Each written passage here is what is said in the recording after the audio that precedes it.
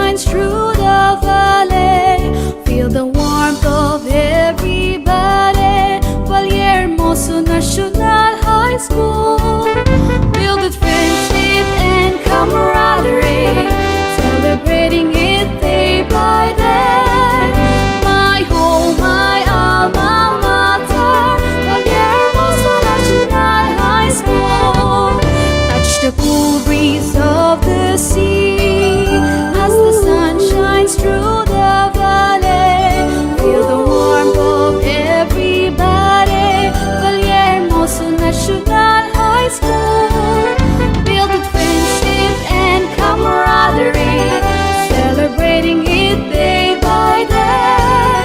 My home, my alma mater, Vallehermoso National High School, built with friendship and camaraderie, celebrating it day by day. My home, my alma mater, Vallehermoso National High School. My home, my alma mater, Vallehermoso National High School. My home, my alma mater, Vallehermoso National High School.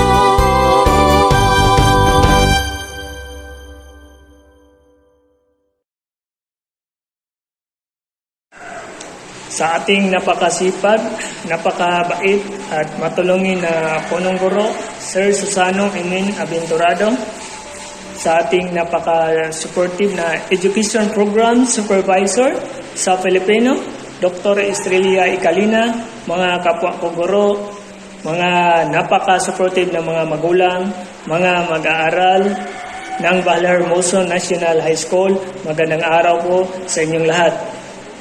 Bago tayo magsimula, nais ko munang pasalamatan ang mga gurong nakilahok, sumubaybay sa mga batang ito upang sila ay makalahok sa pagtipala.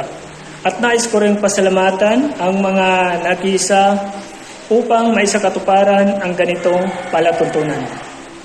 Ang palatuntunan na ito ay hindi magiging tagumpay kung hindi sa tulong ng lahat na nasa likod na ito.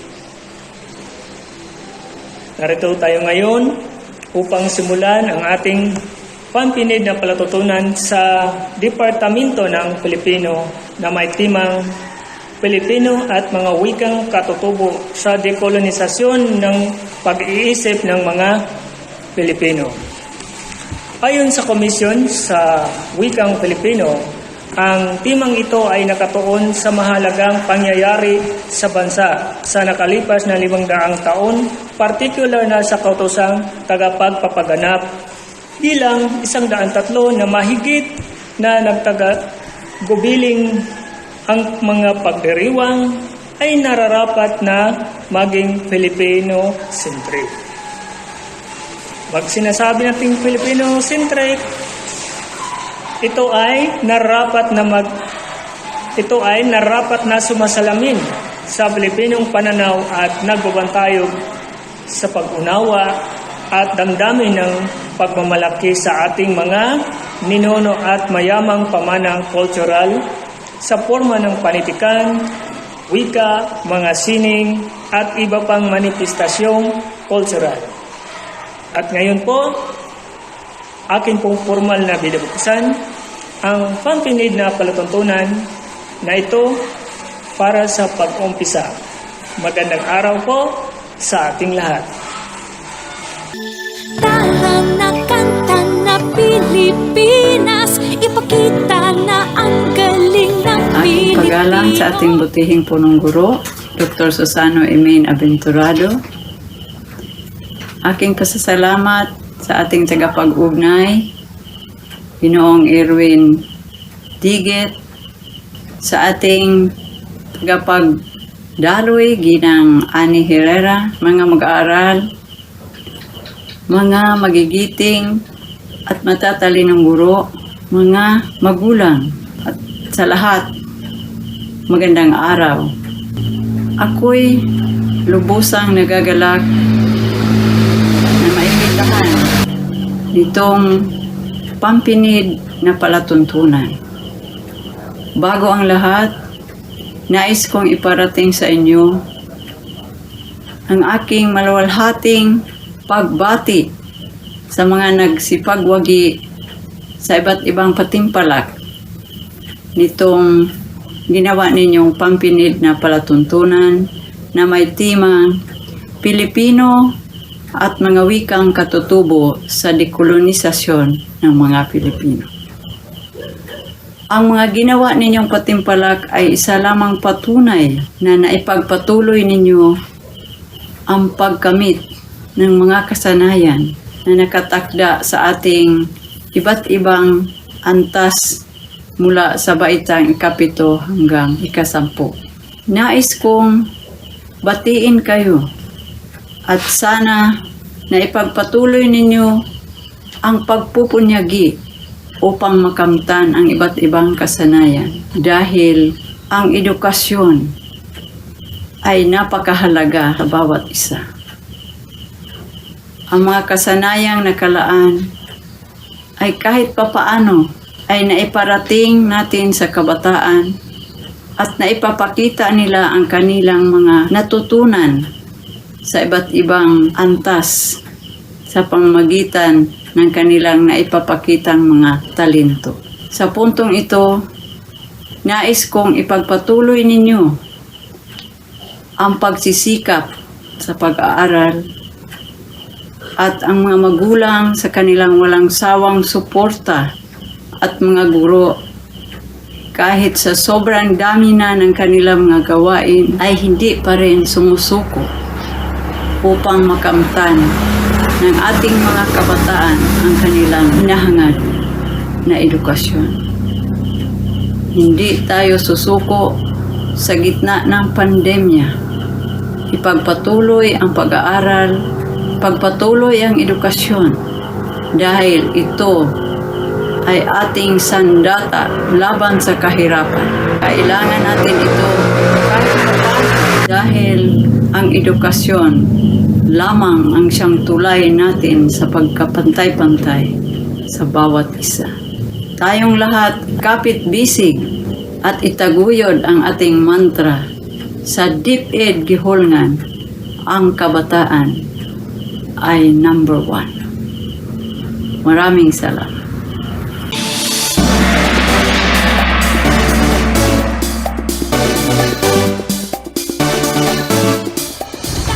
Isang mapagpalang araw sa ating lahat. Wika ang isa sa mga bukod tanging na bumuklod sa isang bansa. It allowed the country to unite with a common goal of achieving national prosperity and security. With a country like the Philippines, with a diverse culture, partly because we are an archipelago, but also because we are colonized by 3 countries.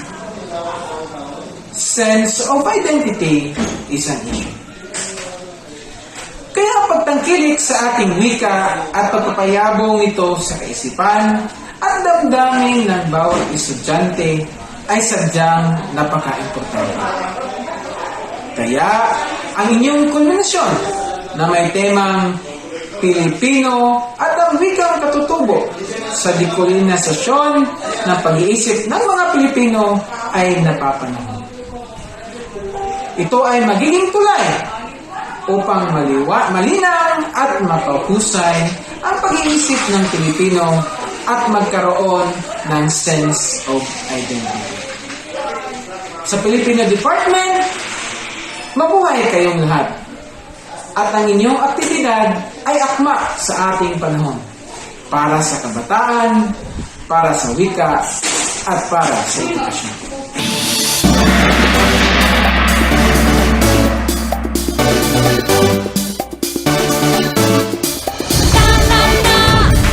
Pilipinas, kanta na Pilipinas, tara na kanta na Pilipinas, ipakita na ang galing ng Pilipino, tara na kanta na Pilipinas, oh, tara na kanta na Pilipinas.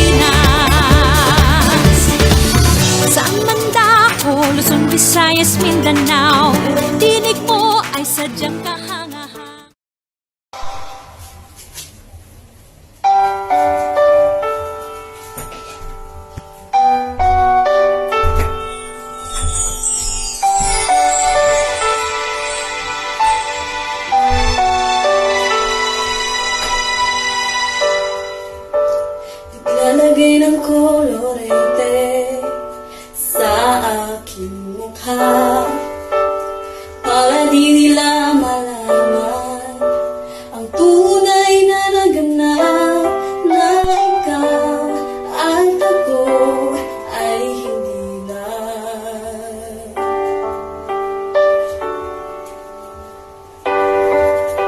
Ininsay pang mga ngiti para di halata. Damdamin ko'y pinipilit sa loob umiiyak dahil ikaw at ako ay hindi na. At ang hirap magpapanggap ako na ako'y masaya kahit ang totoo ay talagang wala ka na. At kung bukas pagmulot ng aking mata, may mahal ka ng iba, wala na akong magagawa.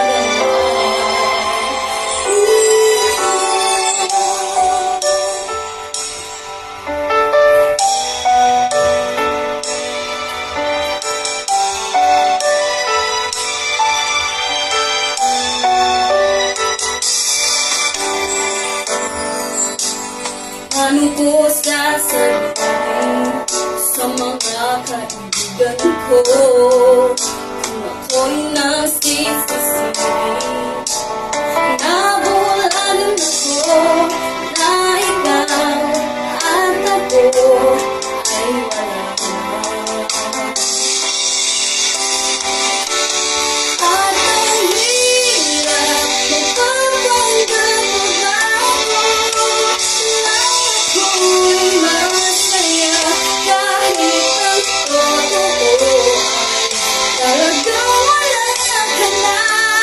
At kung bukas pagmulot ng aking mata, may mahal ka ng iba, wala na akong magagawa.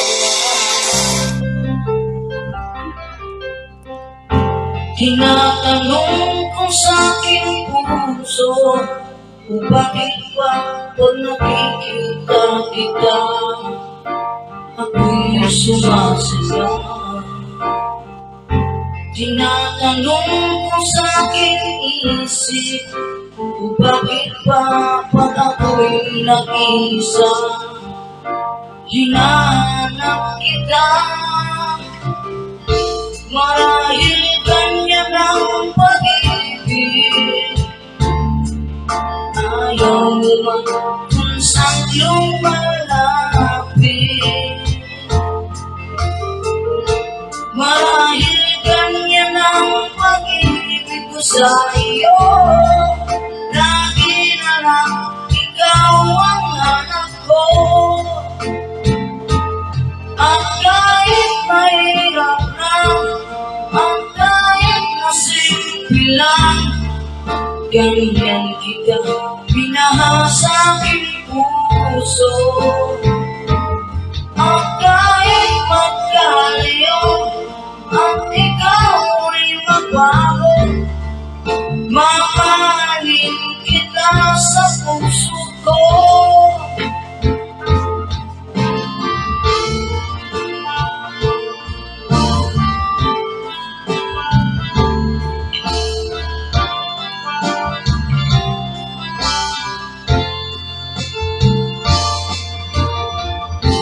Tinatanong ko sa aking puso kung bakit ba pag nakikita kita ako'y sumasaya.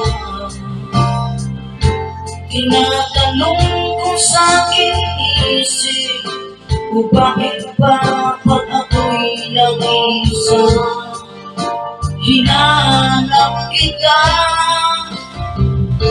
Marahil ganyan ang pag-ibig, ayaw mo man kung saan lumalapit. Marahil ganyan ang pag-ibig ko sa iyo, tayo. Lagi lang ikaw ang hanap ko. At kahit mahirap lang, at kahit simple lang, galing-galing kita pinahal sa aking puso. At kahit magkalayo, at ikaw ay magbago, mamahalin kita sa puso ko. Lagi kitang iniisip, at sana'y tayo hanggang huli. At kahit mahirap lang, at kahit masimple lang, ganyan kita minahal sa aking puso. At kahit magkalayo, at ikaw ay magbago, mamahalin kita sa puso ko. Kahit mahirap lang, at kahit masimple lang, ganyan kita minahal sa aking puso. At kahit magkalayo, at ikaw ay magbago, mamahalin kita sa puso ko.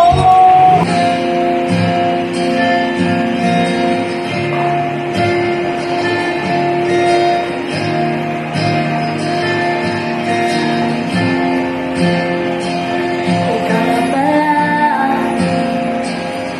ang may-ari ng damdamin na minamahal ko. Pakisabi na lang na huwag nang mag-alala at okay lang ako.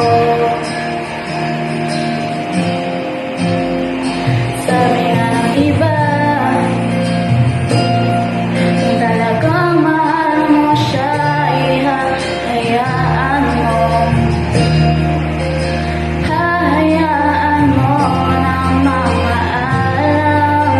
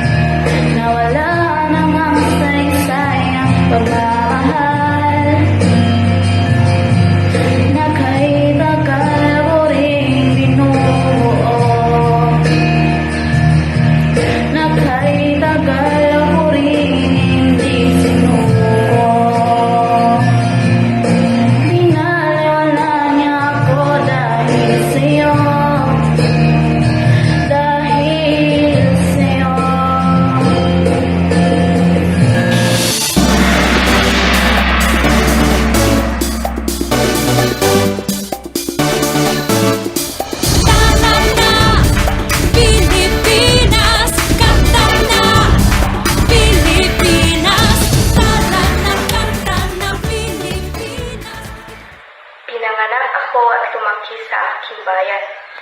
Masaya naman at masagana ang lipunan. Pero may isang kaisipan na pumukaw sa aking damdamin at kalooban.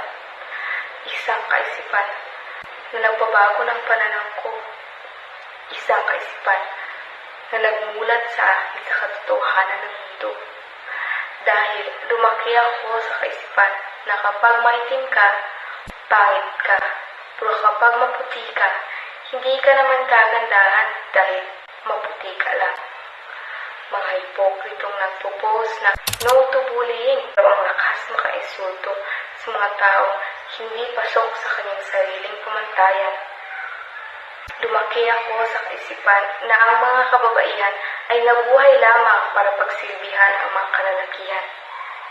Na kapag ang babae ay marunong nang magluto, sasabihan na, "Uy, pwede ka nang mag-asawa." Hindi ba pwedeng mamuhay ang mga kababaihan na hindi nagiging alipin o utusan ng mga kalalakihan? Nakatira ako sa bayan na kapag ang isang lalaki ay umiyak o nagpalabas ng kaunting emosyon, ay susumbatan ng bakla o mahina. Hindi ba sila pwedeng magpakita ng kanilang emosyon dahil sa kanilang kasarian? Nakakatawa lang. Dahil karamihan sa mga manlalait ay mga banal-banalan. Halos tumira na ng simbahan, pero ugali, nasa basurahan. Kahit ang tanging Diyos pa ang mahusga, kung ikaw ay nanakit ng iyong kapwa sa pamamagitan ng masasakit na salita, ikaw ay nagkasala. Lumaki ako sa pag-aakalang normal lang lahat ng ito, na normal lang manlait para sa sariling kasiyahan. Dahil ito ang aking kinalakihan sa aking bayan. Nakakalasong kaisipan o kaipapahangin sa lingwaheng Ingles tinatawag na toxic mentality. Nabulag ako sa mga maling paniniwala at ngayon na alam ko na hindi dapat ipairal ang mga kaisipang ito sa lipunan. Hindi ko mawari ang mga kaisipang ito. Tayo ay nilalamon na ng sistemang nakamamatay. Sana ay simulan natin sa ating mga sarili ang pagbabago sa mga kinagisnang paniniwala. Sapagkat ito ang naglalason sa utak ng mga kabataan na naghahawak ng susi para sa magandang kinabukasan. Ating wika ay pahalagahan at pagyamanin. Kalayaan ng ating bayan ang siyang minimiting. Sa mga mananakop ay hindi nagpagapit, kung saan ating wika'y ipagmalaki, pagyamanin para sa ating lahi. Ang mga pamanay sumasalamin sa mayayamang kultura at mga sining. Ating pag-ingatan at palalimin siyang hiling ng mga ninuno natin. Ating layunin ay maitaguyod at itong pagsasalin ay maipagpapatuloy. Ating higitan ang 500 taon. Ang malayang Pilipino ay handa na sa anumang hamon. Kaya naman marapat na ating gamitin ang ating sariling wika at mga gawa sa atin ay mahalin. Huwag nating hayaan na sa pagbabago ng ating panahon ay anurin, sapagkat ang wika ay simbolo ng pagkakilanlan natin. Huwag sana nating ibaliwala ang mga paghirap na ginawa ng mga bayani ng ating bansa, sapagkat ang kanilang kadakilaan at katapangan ay tunay na kahanga-hanga at dapat natularan. Kailangan ang tiyak at wastong pamamaraan ng paggalang at pagmamahal sa ating bayan. Kahit pa man ang mundo at buhay ay maparang, gagawin ang lahat para sa kapakanan ng ikabubuti ng ating bayan. Lahat na ay ginawa. Kahit pa man gyera ay sinuong. Buhay man ay maging kapalit sa mga nasabing pasakit. Ang mahalaga na ang susunod na mga henerasyon ay hindi magdusa at magpunyagi. Lagi sana nating pakatandaan na tayong mga kabataan ang pag-asa ng bayan. Kahit pa man sana sa ngayong panahon ng teknolohiya ay atin pa ring bigyan ng sapat na halaga ang ating wika at ipakita na kailanman ay hindi mawawala. Tayo tayo ay maging mapanuri sa mga pangyayari sa ating paligid. Mga pagbabagong ating nabatid ay hindi sana maging balakid upang patuloy na tangkilikin ang sariling atin upang na makamit at maipabatid sa buong daigdig na tayong mga Pilipino ay may kahanga-hanga at walang katulad na lahi. Na ang ating wika ay walang katulad, kahit pa man ito ay pabago-bago sa pagdaan ng panahon. Ang impluwensyang ito ay pagpapatuloy. Lahat ay kakayanin dahil tayong mga Pilipino. Kahit pa man anong bagyo o sakuna na dumating, lahat ay kakayanin dahil tayong mga Pilipino ay likas na matatag, matapang at matalino. Patawad sa pagbitaw ng aking mga kamay sa pangakong habang buhay, sa paalam na matalim, mapait, ako pala ang unang sasampa. Patawad sa pasukong lumangoy sa kwento nating wala ng katuloy, sa pagmamahalagang pilit, inaabot ang isa't isa at ang pangarap nating dalawa. At dito natatapos.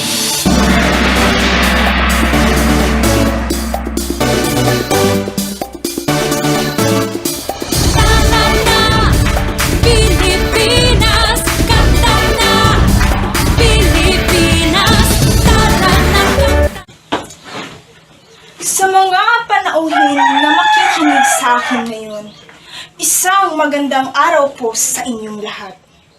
Ako po si Binibining Ella Mirica Blanca mula sa Grade 10 Morabe. Ako ay may nais ipaalam patungkol sa mga Filipino at sa wikang katutubo sa dekolonisasyon ng pag-iisip ng mga Pilipino. Ang Pilipinas ay ang bansang nakaranas ng iba't ibang uri ng kolonisasyon mula sa iba't ibang bansa. Ilan lamang sa mga bansang nananakop sa ating bansa ay ang Espanya, Estados Unidos at ang bansang Japan. Nang dahil sa mga pananakop ng mga bansang ito, nagbigay daan ito sa iba't ibang uri ng pamumuhay ng mga tao sa Pilipinas. Naapektuhan ito ang paniniwala, relihiyon, edukasyon, at wika ng Pilipinas at makikita ito sa panahon ngayon. Dahil dito, napilitan aralin at ibahagi ng ating mga ninuno sa kanilang pamumuhay na ipinasa sa mga henerasyon na sa kasalukuyan hanggang sa ating tunay na kultura at pagkatao ay tuluyang nawala sa mga Pilipino. Sa buwan ng Agosto, ipinagdiriwang ang Buwan ng Wika. Sa taong ito, ang tema ng Buwan ng Wika ay ang pagbibigay dangal at dignidad sa mga wikang Filipino at sa mga katutubong wika nito. Sa buwan na ito, binibigyang pansin ang mga katutubong wika at kultura ng mga komunidad na nagmamay-ari nito. Sa aking palagay, panahon na upang tangkilikin ang sariling atin at kalimutan ang mga nagawang pananakop ng mga banyaga upang makamit ang dekolonisasyon at umiral muli sa mga pag-iisip ng mga tao ang pagmamahal sa sariling bansa. Hindi natin makakaila na maraming Pilipino ang mas tinatangkilik ang ibang kultura kaysa sa sariling kulturang Pilipino. Batay sa Komisyon sa Wikang Filipino o KWF, ang mahabang panahon ng pagkakapailalim ng bansa sa iba't ibang uri ng mananakop ay may tuwirang epekto sa kaasalang pangwika at pangkultura sa kasalukuyan. Ayon rin sa kanila, ang dekolonisasyon ay pagwawaksin ng pagtatanggi o diskriminasyong pangwika at pangkultura sa bansa. Isinisigaw nito ang katotohanan na ang mga karunungang bayan at porma ng sining sa bawat sulok ng kapuluan ay karapat-dapat sa respeto, pagkilala at tangkilik na ibinibigay ng madla sa kulturang popular. Napakarami ng wika ang naging opisyal sa ating bansa. Ngunit hanggang sa kasalukuyan ay wikang Filipino pa din ang ating ginagamit. Sa ngayon ay may mga wikang nagagawa o naiimbento, Kaya nawawalan na ng pansin ang mga wikang nagbibigay sa atin, sa ating tunay na pagka-Filipino, ang mga wikang katutubo. Magiging pangalawa o pangatlong wika na lang ba natin ang mga wikang katutubo? O baka sa mga susunod na henerasyon ay magiging kasaysayan na lamang ito? Noong taong 1937, unang ipronoklama ang wikang Tagalog bilang pambansang wika na ngayon ay kilala na bilang Filipino. Sa pagsisikap ni dating Pangulong Manuel L. Quezon ay nabigyan ang mga mamamayan ng batayan sa pambansang wika. Sa ngayon ay napapansin nating dumarami na ang mga salitang hindi formal, mga wika o salitang nagagawa dahil sa pagkamalikhain ng mga Pilipino at sa pag-unlad ng industriyang teknolohiya. Marami sa mga kabataan ngayon ang nakakalimot ng bigkasin ang ating mga pambansang wika dahil nasanay na sila sa mga wikang banyaga katulad ng Ingles. Hindi dapat maging ganito ang pag-iisip nila. Oo, dapat naman talaga na tayo rin ay matuto sa mga ibang lingwahe. Pero sana ay huwag isantabi ang ating pambansang wika at mas lalo na ang ating mga wikang katutubo. Panatilihin natin itong buhay sa pamamagitan ng paggamit nito araw-araw sa ating buhay at sa pakikipag-usap. Dahil ang wikang Filipino ay ang wika na nagtaguyod at nagdala sa atin sa kung ano ang meron tayo ngayon. Ito ang susi upang tayo'y maging matagumpay sa lahat ng larangan at aspeto ng buhay. Magandang araw po sa ating lahat. Ako po si Binibini Mika Charis Escaniete na sa ikasampung baitang ng Seksyon Mahogani ng Pambansang Mataas na Paaralan ng Valle Hermoso. Tema: Filipino at mga wikang katutubo sa dekolonisasyon ng pag-iisip ng mga Pilipino.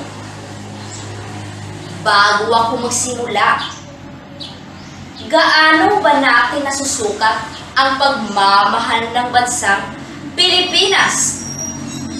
Ang wikang Filipino, ang pambansang wika nating mga Pilipino.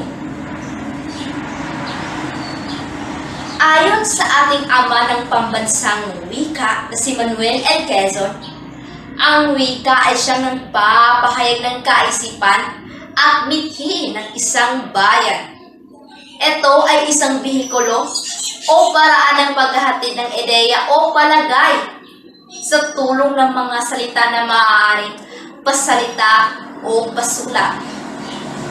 Ito rin ay kaluluwa ng bansa, pag-iisip ng isang bayan na kumakatawan sa malayang pagsasama-sama at sa pagkakaisa ng layunin at damdamin.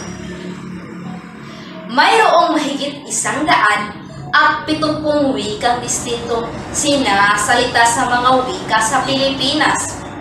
Ang terminong dialekto ay tumutukoy sa mga baryasyong geographical ng mga wika.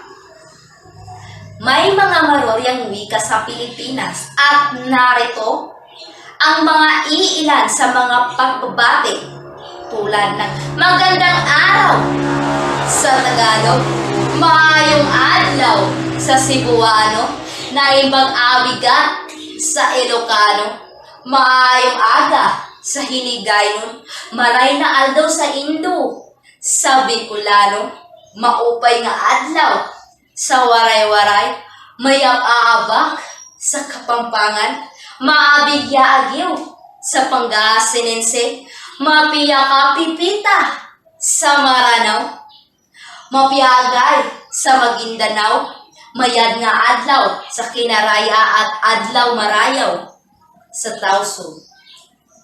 Subalit, bakit masinuhubog natin ang mga banyagang salita?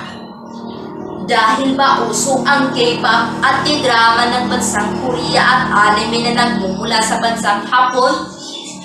Tila ba nakakalimutan natin ang ating sariling wika? Dahil mas alam pa natin ang iba't ibang lengguwahe ng mga banyaga kaysa katutubong wika mayroon ang bansa. Hindi ba?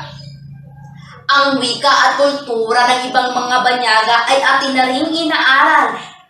Sariling wika nakakalimutan dahil sa mga iniidulong banyaga. Nakakatuwa bang isipin? O nakakalungkot? Naaalala lang natin ang pagmamahal at pagpapahalaga sa ating sariling wika tuwing buwan ng Agosto. Kaya, paano natin masasabi na mahal natin ang bansang Pilipinas kung tayo mas tumatangkilik sa ibang bansa? Maging produkto, lingwahe at kultura ng iba ay lubusan na natin nagugustuhan. Ika nga nila'y, wika at kultura'y tangkilikin, isadiwa at pagyamanin. Tayo'y Pilipino, nararapat nating bigyang pansin ang sariling atin. Ang hindi magmahal sa sariling wika ay higit sa hayop at malansang isda. Kaya ating pagyamaning kusa, gaya ng inang sa atin ay nagpala. Ito ang tanyag na katagang nagmula sa ating pambansang bayani na siga, Jose Rizal, na nagbibigay kahalagahan sa wika sa buhay ng isang tao. Isang inspirasyon na kataga at kapupulutan ng aral tungkol sa pagpapahalaga sa wika. Kahit maraming wikang banyaga ang alam na sabihin ni Rizal, hindi niya tinalikuran ang kanyang bansa at pinapahalagahan ang wikang Tagalog na isa sa mga parating ginagamit ng mga Pilipino noon at ngayon. Bilang isang tao na may dugong Pilipinong nananalaytay, nararapat nating mahalin at bigyang pansin ang sariling atin. Maaari rin tayong maging isang sigat, Jose Rizal, na sa dami ng mga banyagang lingwahe, tanging wikang pambansa ang kanyang mas pinapahalagahan at minamahal. Isang mahalagang yaman sa isang bansa, ang wika. Ito ang nagsisilbing salamin ng kultura, kasaysayan at pagpapahalaga sa isang bansa. Kaya naman ipagmalaki natin ang wikang Filipino. Dahil ang wikang Filipino ay ang pambansang wika nating mga Pilipino. Maraming salamat po. Ang kahalagahan ng wika sa ating pagkakilanlan. Talumpati ni Jasmine Dina Silya. Tema: Pilipino at mga wikang katutubo sa dekolonisasyon ng pag-iisip ng mga Pilipino. Matuto tayong itangkilik at palagan ang ating sariling wika sapagkat ito ay simbolo ng ating pagkakakilanlan bilang isang individual na angkop sa bansang Pilipinas. Magandang hapon sa lahat. Ako ay nasa inyong harapan ngayon upang isiwalat ang aking pananaw hinggil sa dekolonisasyon ng pag-iisip ng mga Pilipino sa wikang katutubo at wikang Filipino. Hindi natin napagtanto na sa paglipas ng panahon, ang wikang ating kinagisnan ay atin nang napabayaan. Namutawi pa ba ng bawat isa ang kahalagahan ng wika ng ating bansa? Sapagkat sa tingin ko ay hindi na nabibigyang importansya ang sariling wika na meron ng ating bansa. Ano nga ba ang wika? Ang wika ay isang aspeto na tumutulong sa pagkakilanlan ng isang bansa. Ito rin ay isang paraan upang ating maipahayag ang ating mga saloobin. Ang bansang Pilipinas ay may mahigit 120 na mga lingwaheng ginagamit sa kasalukuyan na nagmula sa iba't ibang isla. Subalit, ang mga lingwaheng ito ay patuloy pa rin nga bang tinatangkilik ng bawat Pilipino? Karamihan ngayon ay mas interesado na sa mga banyagang lingwaheng nakikita nila sa social media. At ito ay isang masaklap na katotohanan. Hindi natin napangatwiran ang kantang Pilipinas Kong Mahal sapagkat nalimutan nating bigyang halaga ang angkop sa ating bansa. At isa na rito ang ating mga katutubong wika. Pinipilit nating makisabay sa uso na pati lingwahe ay pilit nating binabago. Halos lahat ng kabataan ay nakatutok sa internet. Nag-aabang ng bagong update sa kanilang iniidolong K-pop artist, nagbagong update sa kanilang animing sinusubaybayan, at bagong update sa kanilang Wattpad story na binabasa na ang manunulat ay isang banyaga. Nakakatawang isipin na halos oras-oras tayong babad sa ating mga gadgets, hinihintay ang mga bagong update. Subalit ang mga nakahaing libro na orihinal sa ating bansa ay hindi natin lubos na pagtutunan ng pansin, wala na lamang kung ito ay kinakailangan sa klase. Maging ang mga mosmos ay iminulat ng kanilang mga magulang sa wikang Ingles, kung ngayon naging mga Inglesera at Inglesero ang mga ito. Maging ang ibang bata ay umiiyak na sa pag-intindi ng kanilang kinagisnang salita sapagkat hindi ito ang unang itinuro sa kanilang lingwahe. Sa mga gawain ito, napatunayan na hindi na natin napahalagan ang ating sariling wika, subalit patuloy pa rin ang ating pagpapanggap sa ating mga papel na tangkilikin ang sariling atin. Nakakahiya, hindi ba? Nakakahiyang aminin, subalit ito ang katotohanan. Hindi natin nabigyang importansya ang sarili nating lengguwahe at wala nang pagpapahalaga ang meron tayo sa ating bansa. Sapagkat patuloy nating binabago ang ating mga salita, patuloy tayong nakikisabay sa uso at naging mas interesado sa kultura at wika ng mga hinahangaan nating bida o artista na mula pa sa ibang bansa. Halos alam natin ang mga kahulugan ng mga malalalim na salita sa Ingles. Subalit, nangangapa pa tayo ng mga salita, maipahayag lang ang kahulugan ng mga salitang angkop sa ating kultura. Hindi natin maiayon ang ating mga sanaysay. Pero kung ibang lingwahe na ang pag-uusapan, halos kulang na lang ng turi tayong banyaga at kasapi ng naturing bansa. Nasa kantang Pilipinas Kong Mahal, ang lirikong, ang puso ko at buhay man sa iyo'y ibibigay. Subalit ang lingwaheng mayroon ang iba nating kababayan ay ating pinagtatawanan. Kung kaya't paano mo maiibibigay ang iyong buhay na nipagpapahalaga sa sarili nating mga wika ay hindi natin maipalaganap at tinatangkilik. Ngayon, ipagtanto mong minahal mo nga ba ang iyong sariling wika? Minahal mo nga ba ang iyong sariling bansa? Minahal mo nga ba ang bansang Pilipinas?